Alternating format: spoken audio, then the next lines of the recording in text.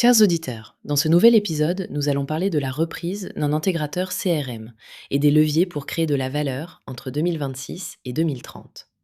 Le secteur des intégrateurs CRM est au cœur de la transformation digitale.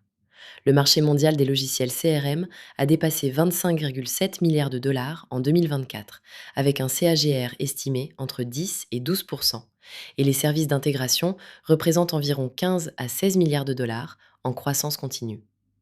Les plateformes phares restent Salesforce, Microsoft Dynamics 365, Oracle CX et SAP CX, tandis que les intégrateurs couvrent l'ensemble de la chaîne: conseil, migration, personnalisation, déploiement multi-cloud, maintenance et intelligence artificielle.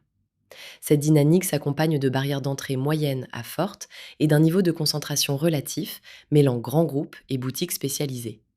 En pratique, les cibles potentielles sont des PME et ETI de 50 à 500 collaborateurs, générant entre 20 et 100 millions d'euros de chiffre d'affaires, avec portefeuille client récurrent et contrats multi-éditeurs.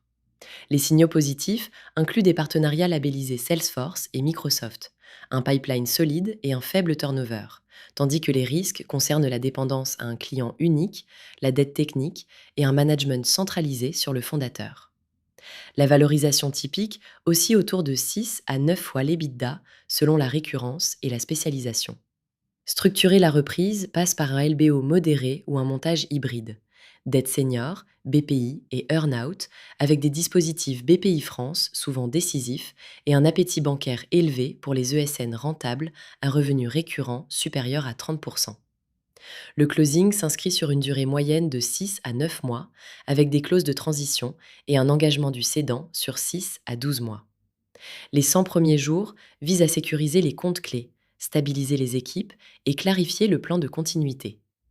Les indicateurs clés de performance prioritaires incluent un taux de rétention client supérieur ou égal à 90%, la marge brute par projet et un EBITDA mensuel stabilisé sous 6 mois.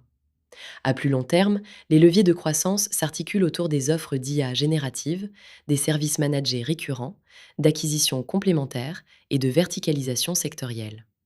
Au-delà, les scénarios technologiques, géopolitiques et macro-sociétals indiquent une consolidation et une transition vers l'IA et les services data, avec une préférence pour les acteurs capables de management de services et de conformité. Si vous envisagez ce chemin, privilégiez la diversification multi-éditeur, la structuration managériale et le passage à un modèle récurrent s'avèrent cruciaux, tout comme l'intégration d'IA et de data dans l'offre. Pour conclure, la reprise dans ce secteur repose sur une exécution disciplinée, une gouvernance solide et une offre différenciée alliant data, IA et conformité.